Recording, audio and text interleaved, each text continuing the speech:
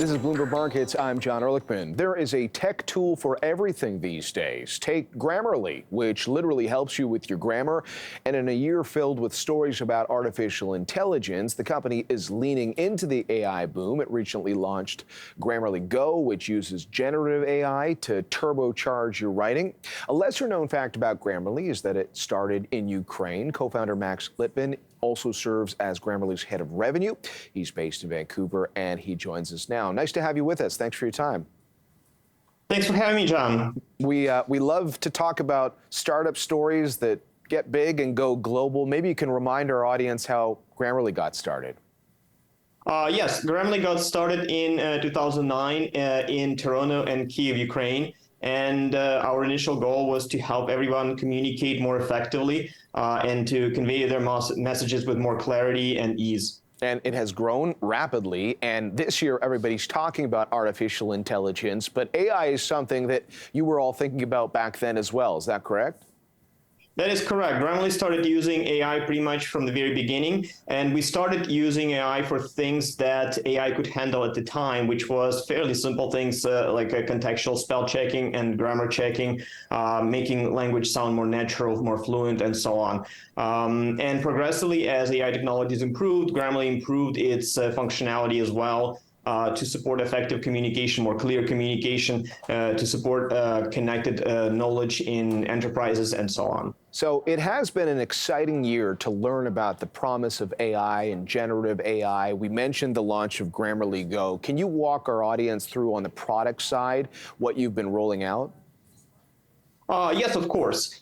So for many years, Grammarly has been focused on revising communication, or making communication increasing quality of communication after the fact. So let's say you wrote something, a document or a message, and Grammarly can make it more clear, more efficient, easier to understand, easier to remember, depending on the goal of that message or that portion of text. But with generative AI, we can now offer support with speed of communication. Let's say you have 20 or 50 typical emails you need to respond to. Grammarly Go can automate that and rely on your context, rely on corporate knowledge, and so on to make these responses more effective and less time-consuming and less tedious. So it's kind of it's a tool that's with you to help you communicate, almost like an assistant?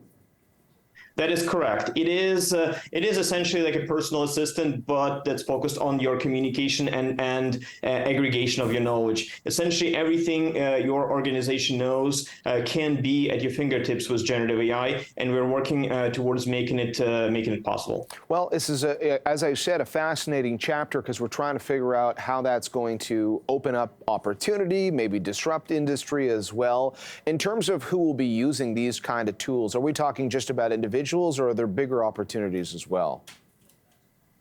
We believe the biggest opportunities are within organizations. As I alluded, organizations accumulate tremendous amounts of knowledge, and it's typically locked in silos, inside departments, inside long documents that nobody has time to read, and so on. And most of the useful and valuable knowledge organizations create is basically locked down. Generative AI and the tools we're offering to enterprises enable connecting this information to pretty much everyone inside organization, from experienced employees to new hires, regardless of role, and transforming it from the existing format into any format necessary. So, for example, a very long database can be easily transformed into succinct text message. Really fascinating. Max, in the same way that people are wondering how one has to think about something like ChatGPT and its role in the classroom, when people are submitting essays or what have you, is there going to have to be a conversation around who's putting together, who actually is forming these emails and what they're saying or what they're representing on the individual? Is there going to be some kind of ethical question that we have to consider there as well? Absolutely. Just like with proliferation of internet, there was a number of ethical questions raised around it, particularly around plagiarism. Similar situation is going to be with generative AI, and education cannot avoid this challenge because they can't just block or ban generative AI. Generative AI is is going to be a required tool to be effective and efficient in the labor market and workplace of the future. So it is responsibility of modern educators to teach their students how to use generative AI. And Grammarly is actively collaborating with educators and academia to make sure that generative AI is additive to education and not disruptive. So against that backdrop, we have an audience that is very interested in companies and growth, and you have seen a lot of growth. You've attracted a lot of investors. You're not a public company, but walk us through the growth you're seeing and what your plans are going forward. Absolutely. We're seeing quite significant growth in both individual markets and or individual users and or organizations. And we are devoting more and more focus to serving organizations just because the opportunity there is so significant. As I mentioned, there is a lot of knowledge accumulated there, but also communication with their organizations is getting progressively more intense and more critical. So right now, Grammarly is serving over 30 million people every day, 3,000 educational institutions, and roughly 50,000 professional teams at different companies from Fortune 500 to smaller businesses. Wow. And would you consider going public? We are ready to go public, but we don't see an immediate need to do so. IPO would be purely a financial decision for financial opportunities. It doesn't change the focus of the company or wouldn't change the focus of the company. So we are not necessarily pursuing it right now. Okay, well, Max, it's nice to speak with you. Thanks for your time today. We appreciate it. Thank you, John. Here's our big story for the day. Strathcona Resources plans to acquire a public oil and gas company called Pipestone Energy. It's an all-stock deal. And Strathcona itself is going public. It says its initial market capitalization, or at least implied valuation, will be about $8.6 billion. We're going to have full coverage of that deal for you today. We're joined by BNN Bloomberg's Western Bureau Chief, Tara Weber, and the man behind it all. He is a pillar of the Calgary energy industry. Adam Waterous, Executive Chairman of Strathcona Resources. Adam, thanks so much for joining us. Tara, thanks very much. Tara, can we start with you? Can you just summarize the deal, please? Oof, well, this is a big one, Andrew. This deal will create Canada's 5th largest oil company. Under the terms of this agreement, both companies will merge, continuing on under the name Strathcona Resources and being led by current Strathcona CEO Rob Morgan. So Pipestone shareholders will own about 9% of this new larger company, which is being described as, quote, a large, low decline rate, oil-weighted producer. Pipestone, we are seeing that under pressure today to the tune of about 10%.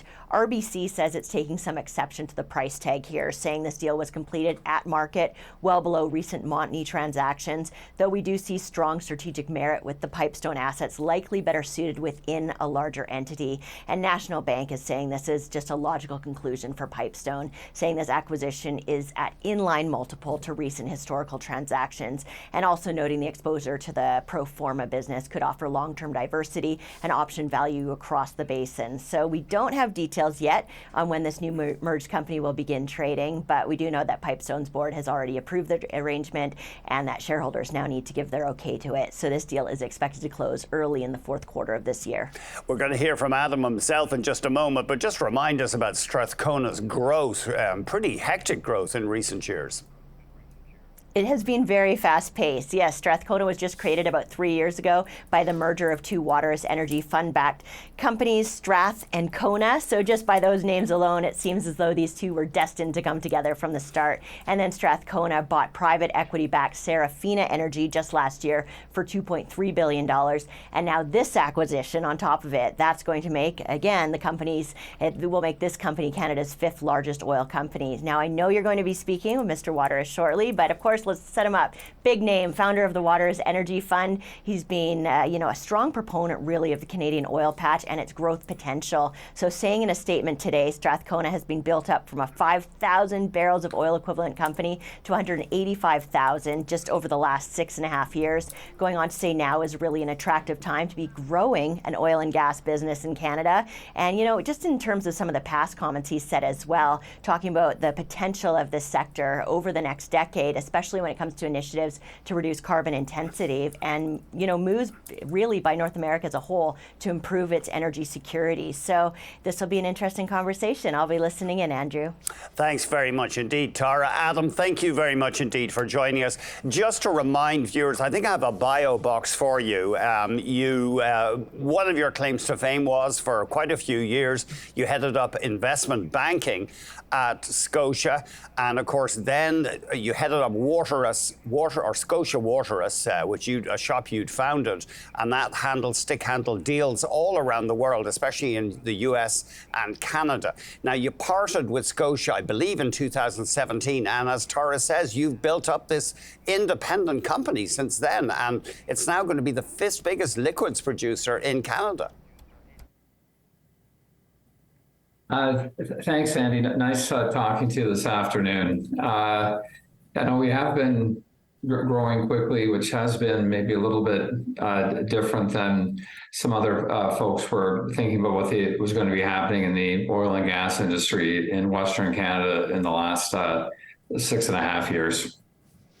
And it's fascinating. We're putting up your bio board there. I got to ask you, this is the first time you've headed up, or you'll be heading up, a public company. Are you a bit nervous? Because you've been around public companies, I know, for years, but does it make you a bit nervous? More scrutiny? I mean, it is easier in some ways to run a private outfit, isn't it? Perhaps so, but maybe to give you some context, why take a plunge into the public market? So, Andy, 6.5 years ago, we had a thought process where we said, the people are really down on the industry, thought the returns were poor. Everyone was worried about pipelines. Everyone was worried about CO2 emissions. Mm-hmm. And we kind of thought a little bit differently, and we said, we actually think that the economics are going to improve, that egress is going to improve, and that emissions are going to come down. And we kind of thought that these 3 E's were all going to get better. And so what we set out to do is what we call a core area consolidation strategy, where essentially what we did is we went into 3 different areas in Western Canada, each one of which we thought was attractive. And we made an initial acquisition, and then around those initial acquisitions, we made complementary acquisitions.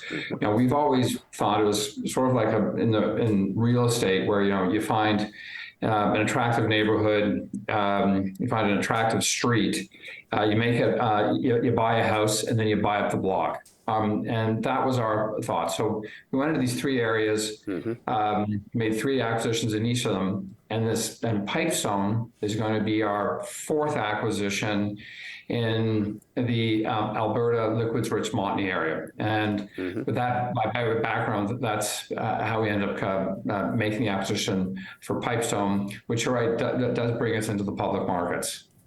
You've been quite outspoken that people should not be down on the oil sands oil. I know that the Calgary Herald, quoting you there last year, you're saying it's the most economic oil.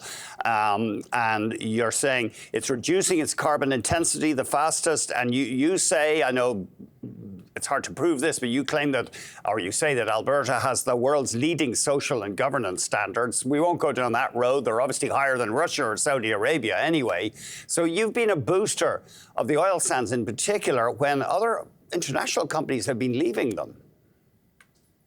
Well, we think one of the opportunities that we saw when we saw these 3 E's all getting better is the opportunity to build a Canadian champion in the oil and gas industry.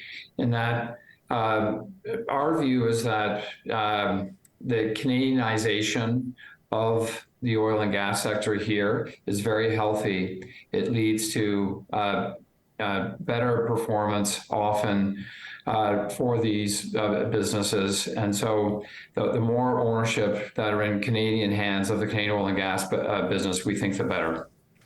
Give us a quick breakdown of your portfolio, Adam. I know we can't get into all the details, but some of it is, I've heard it called thermal oil sands. So is some of your portfolio SAGD production?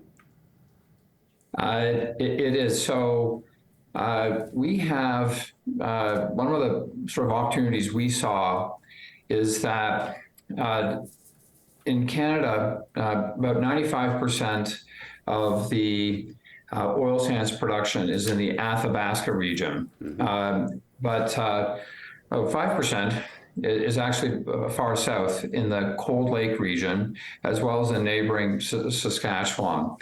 And what we observed is that the economics of those projects are actually very attractive. You know, you don't have to ship the oil so far south, but they're already closer to market. You have better quality oil. So we actually thought the economics were very attractive. And so what we did is we went and made 4 separate acquisitions to build a 90,000 barrel a day position in thermal oils, steam-assisted gravity drainage.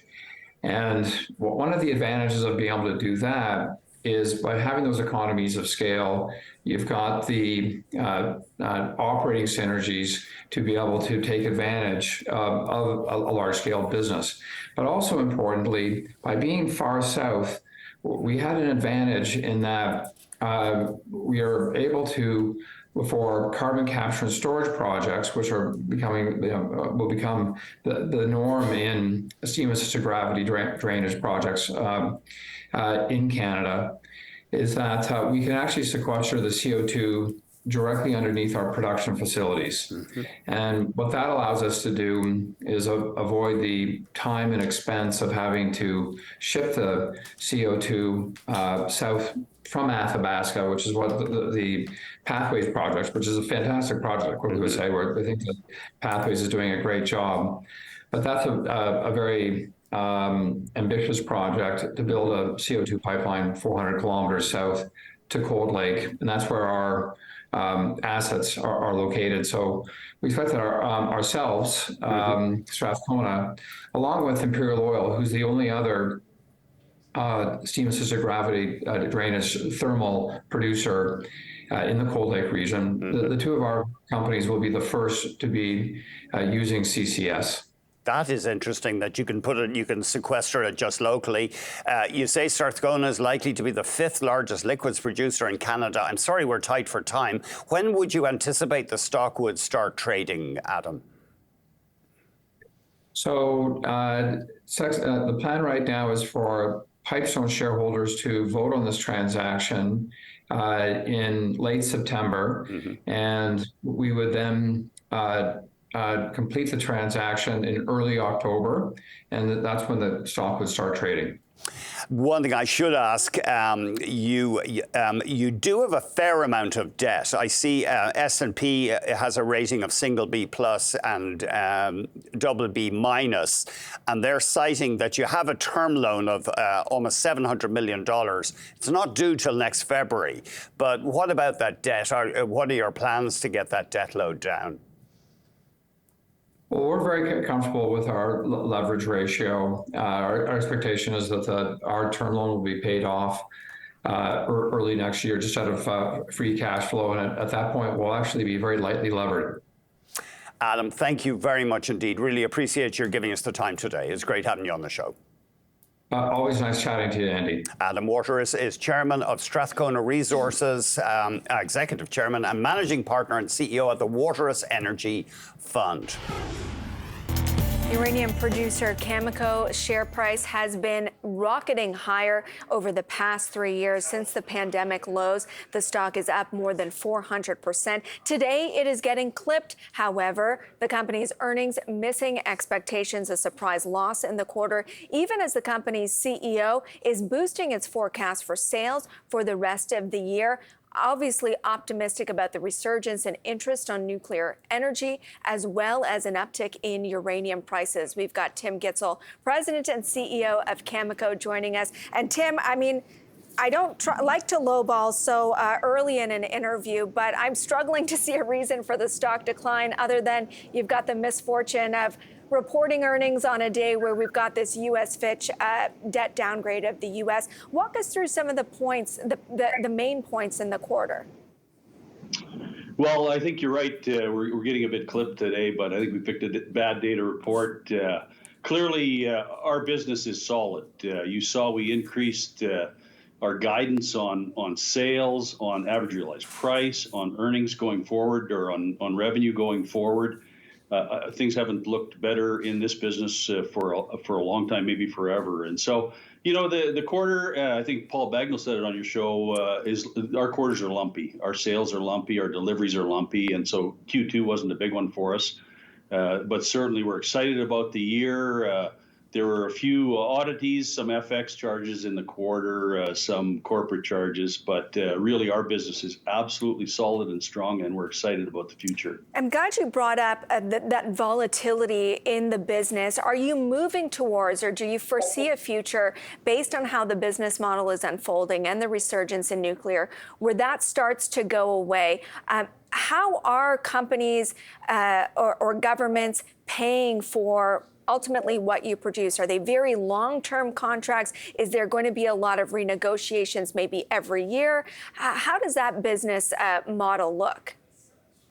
Well, Amber, our business, as you know, is a long-term business. Companies that are building out nuclear facilities want assurance that their fuel supply is going to be there for the long term. And so we sign contracts 5 years, 10 years in duration, usually with first delivery starting several years past when we signed the agreement. So you saw our sales. We've got average annual sales of 28 million pounds a year for the next 5 years. We've got contracts that run out to 2030, 2035, 2040 now. The move back to nuclear has been nothing short of astonishing, I'd say, in the last 18 months. We used to name countries around the world that are looking at nuclear. I think a shorter list now is countries that aren't looking at nuclear. And so we're well positioned with our uranium assets here in Saskatchewan. We've got conversion. We're working on enrichment in the United States. And of course, the Westinghouse deal, we're looking to close that in the near future. And I'm glad you pointed that out, because I'd love some insight into the sheer scale that is required in building reactors. I mean, this is not just a flip of a switch. Investors hear about pipelines, construction cost overruns, regulatory red tape. What's it like when you're trying to build a reactor? Do you run into those same issues? And do you have the same depth of knowledge? Because, before these 18 months, we basically shunned nuclear as an option. Well, there's about 450 reactors operating around the world today, about 54 more under construction and a lot more planned. We just brought on a new reactor in the United States, the first one for many, many years. Vogtle, Westinghouse reactor, started up this week. Super excited about that. We haven't done it for a while. Nuclear's been out for a while. We haven't done it, but in the past we were really good at it. That's why we have 94 reactors in the United States. You've got 130 some in Europe. Canada has 19 reactors. So we're getting back into it. And, countries like China and Russia never stopped. They continue to build. Of course, we have to talk about SMRs, small modular reactors, which are the rave right now. Lots of them being planned. Darlington in Ontario, OPG building one. So lots of growth on the nuclear side, which translates well into our business, which is the fuel side. You mentioned Westinghouse, a deal that has yet to close, but that would bring you into nuclear services and diversify your business. This morning, we had the regulator in the UK said that they are investigating that proposed transaction between yourself and Brookfield to buy Westinghouse, to evaluate whether there would be a substantial lessening of competition. Is this normal course? Is this something your team is prepared for? What kind of inquiries have you received from the regulator? And is this deal still going to go through? Yeah, absolutely, Amber.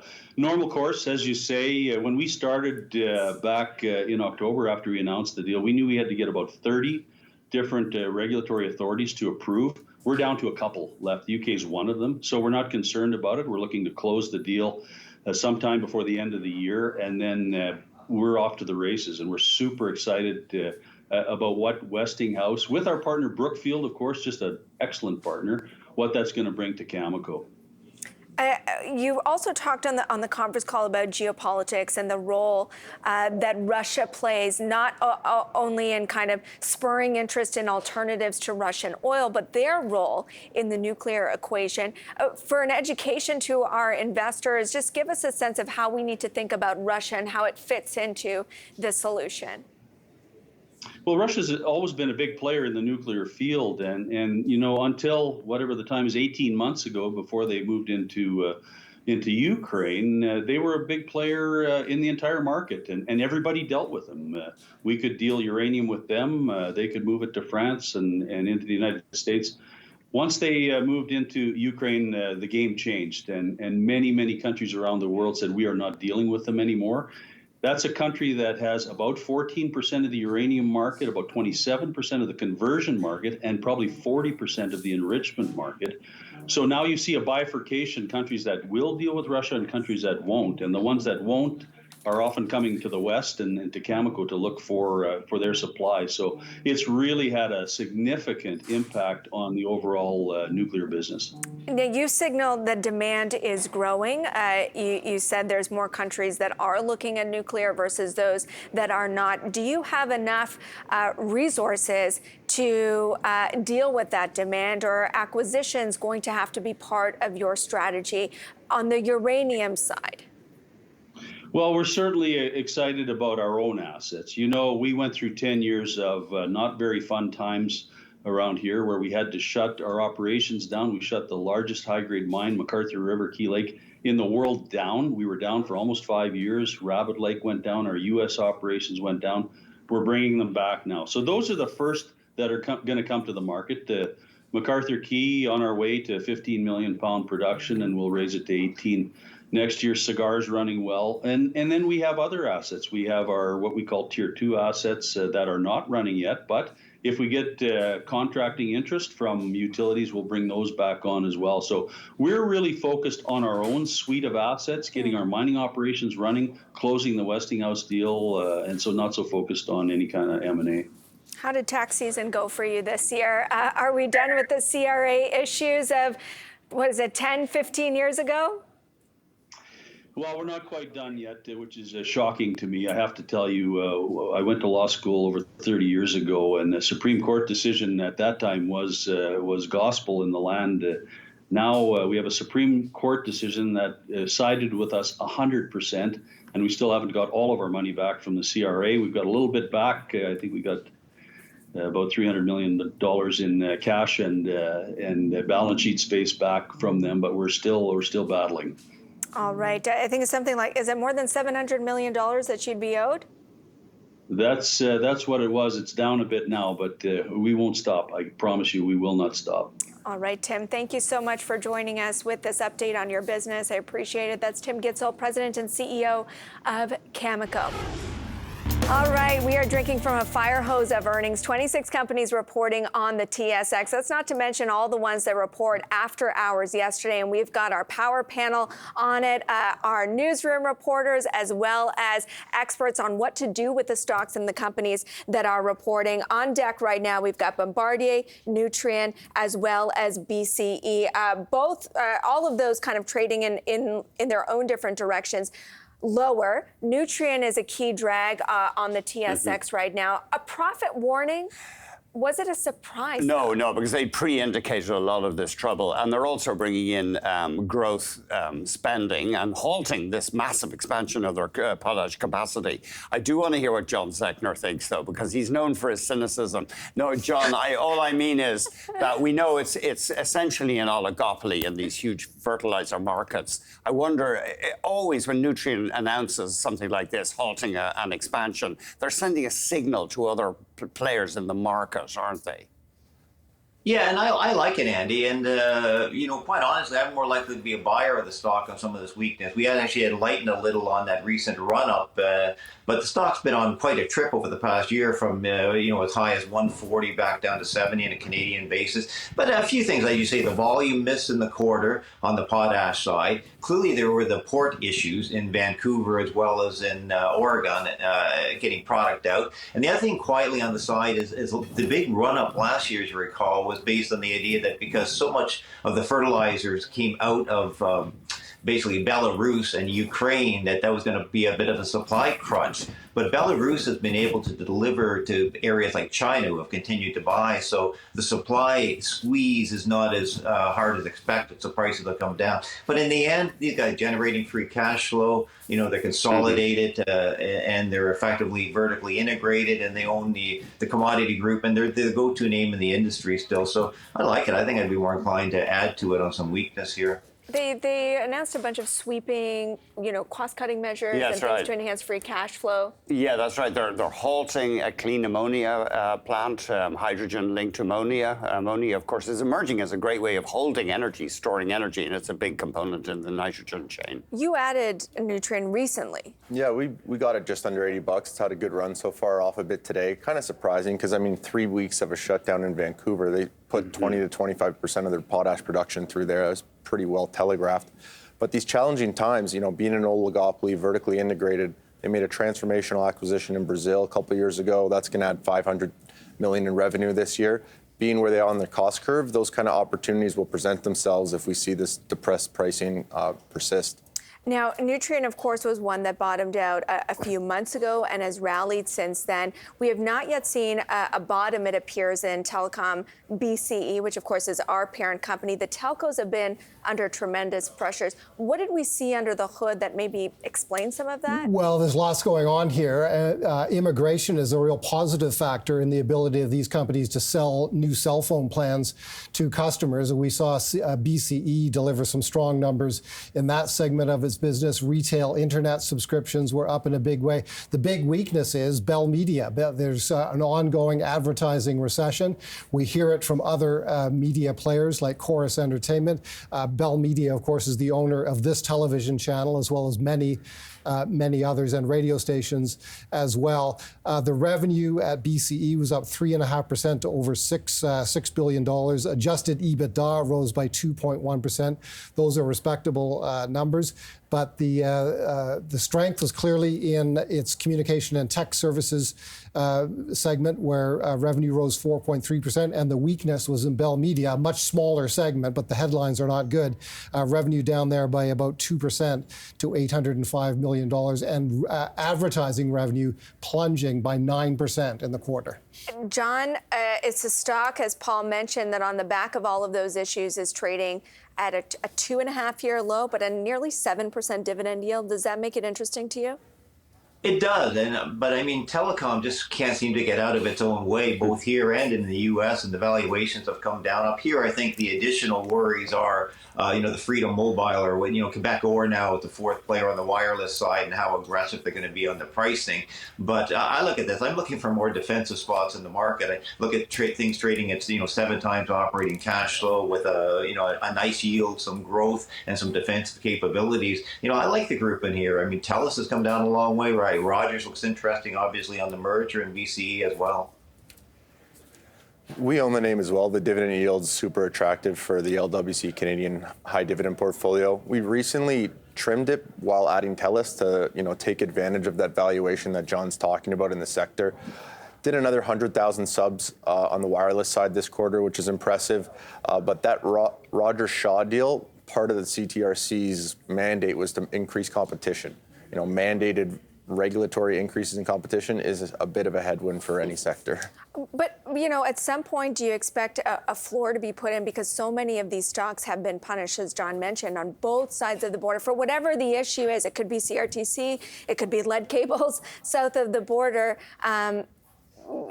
Investors looking for income and possibly equity appreciation, wouldn't that be a perfect place? Yeah, and a defensive area of the sector. What's one of the last things anyone's going to cut? Your cell phone bill. So you got that backdrop of spending. That's the real core of all of these. Advertising and has been taking a bit of a secular downtrend there, but this cell phone service and back to business as usual. We're still doing a lot of remote, a lot of connectivity across their wires. I want to bring in our problem child, which is not Paige. Not me. But Bombardier has been the problem child for some time. Yeah. And it has had this massive run up since the lows of 2022. It's getting clipped here. I guess it wasn't a perfect set of results. It wasn't. I would describe it definitely as mixed. We did see the company beat on the top line, but it did miss revenue expectations. Also, its free cash flow came in a bit lower than expected. It's interesting you talk about the last place anyone would want to pull back their spending, being their cell phone bills. Obviously, your private jet budget is likely to be reduced in an economic downturn. And there were a lot of questions on the conference call this morning about where they're at in this economic cycle and how it's impacting sales, how it's impacting pricing. As you might expect, Bombardier struck a very upbeat tone on the conference call. They said there's a good level of activity right now in the third quarter. They said they have 18 to 20 months worth of backlog, which is a respectable figure. They also noted that the fourth quarter tends to be their biggest. But there's really interesting nuance here in who's actually buying these jets right now. They typically fall into three categories. You have your wealthy individuals, you have your Fortune 500 companies, and then you have your fleet operators. So that's where you sort of buy hours on a private jet. The opportunity clearly right now is with those fleet operators. That's what Bombardier is signaling to the market. They're still enjoying strong demand from that segment. And these fleet operators are flying some 3 times more than the so-called traditional customers, your wealthy people and your executives. So that means that they need a lot of aftermarket support because their planes are being beat up in the skies. They need that and we did see aftermarket services revenue climb. It also means that their jets, they need more capacity and their jets are also aging. So they see a lot of opportunity there. However, I will note, I was looking at WingX. It's a company that tracks private jet data. And they noted that there is a very clear trend, and I think anecdotally we're seeing this as well, of people just going back to commercial flights. We're no longer terrified of being, COVID. Exactly. Yeah. So July saw the largest number ever of commercial airline flights, whereas business jet flights were below 2021 and 2022 levels. North America is holding up okay, but Europe has fallen materially in terms of business jet demand. We didn't get a lot of detail from the executives on the conference call about that, frustratingly, but there are some shifting dynamics, and I think that is playing out today. This is a stock that neither Chris nor John own, and I mentioned, anybody who, with a long memory of Bombardier in this country, they've been bruised many times. It's a very different company now with a very different balance sheet. Why don't you own it, Chris? We had owned it a long time ago and went through the debacle with the C-Series expansion and how that never played out. And, the controlling share structure is something that we're hesitant around as well. And then so you just never forgave them? Just kind of never forgave them, but you kind of learn a lot about a company and it's part of that governance of the ESG component that is a little bit challenging for us to get over. What about you, John? Well, it's on the radar screen, obviously, for how well they've done and how they've sort of focused their business over the past couple of years in particular. But I'm sort of with Chris. I mean, there's been a lot of ups and downs. Actually, we did well with the spin-off on the recreational product side, and I still own the BRP, which is the old snowmobile manufacturer that they spun out from that. I sort of like that. It's that consumer market better, and it's I think they got more of a competitive advantage there, and the valuation is lower. All right, team, great roundup of some of the big stocks that are moving the TSX lower. Our thanks to Paul Bagnall, Andrew Bell, as well as Paige Ellis.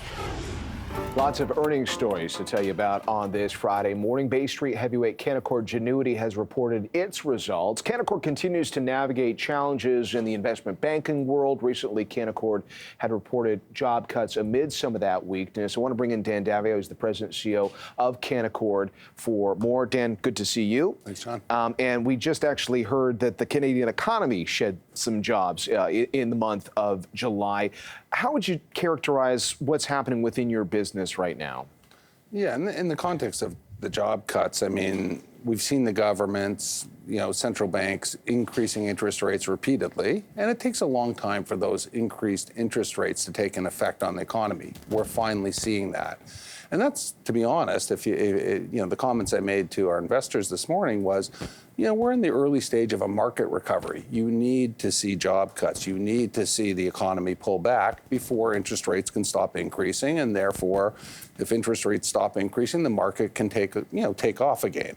And I think we're just in the early stages of that. Too early to tell for sure. We're in the beginning of August. Let's see what September brings, but we're feeling cautiously optimistic. Do you think about whether at this point for central banks to make more moves on rates, that, you know, in the fight against inflation, that the cost of raising rates further could ultimately cause more economic damage than help on the inflation front? Well, they're trying to create economic damage. They're trying to bring down inflation, and I understand that. But have they gone far enough now? Probably. When we're seeing job losses, TELUS cut people this morning, we cut people yesterday. You're probably at the point now where they don't need to keep on increasing rates. I think they're seeing the desired effect. So let's talk about the components of your business. Large wealth management franchise, a lot of exposure to sort of the activity on capital markets, and I mentioned investment banking as well. So what is happening within the different parts of the business? Great question. I mean, our wealth business has been doing what it's always been doing, constantly growing, constantly making money. We keep on adding to it. We've added advisors, great advisors. We've added incremental acquisitions. Our margins keep on going up. Even in this economy, that's been a fantastic business for us. We made $37 million pre-tax in that business, even in, you know, a pretty tough quarter. And of course, we're suffering in capital markets like everyone else has suffered. The new issue business is suffering because people are concerned about the direction of the market, but also our M&A business has suffered as people pull back the capital inside that, both the debt and equity capital. We've got great pipelines on both businesses, but our ability to execute keeps on getting pushed out to the right. We're cautiously optimistic that it's not going to keep on getting pushed out to the right, but right now that's really what's been happening. Because there is, despite all the obvious economic uncertainty headlines, we've even spoken to the head of TMX, and he's said there's this big pipeline of companies that are at the ready. You've had actually a lot of Wall Street players, some of the smaller firms that have been staffing up to get ready for something that could be coming. So it sounds like you're, even though, for example, you had workforce reductions, you're anticipating that business will pick up at some point. Yeah. And again, our workforce reductions, just to touch on that, was about 6% of our North American workforce. So it's not like a 20% or a 30%. It's a marginal reduction. There's some very good people who, unfortunately, we had to part ways with. But that really is just positioning the business for exactly what you said, a strong recovery. Okay. One of the big storylines with Canaccord was that you were part of a management team that was interested in taking the company private, and you moved away from that. It seemed pretty clear, I think, to you that getting timely approval from regulators was going to stand in the way of doing that. Update us on what's going on at this point. Well, now it's back, not back to the drawing board, but it's back to being a public company, which is fine. And then when we manage a public company, we would have managed it no different than had we managed it private. There would have been reductions. We would have made certain changes.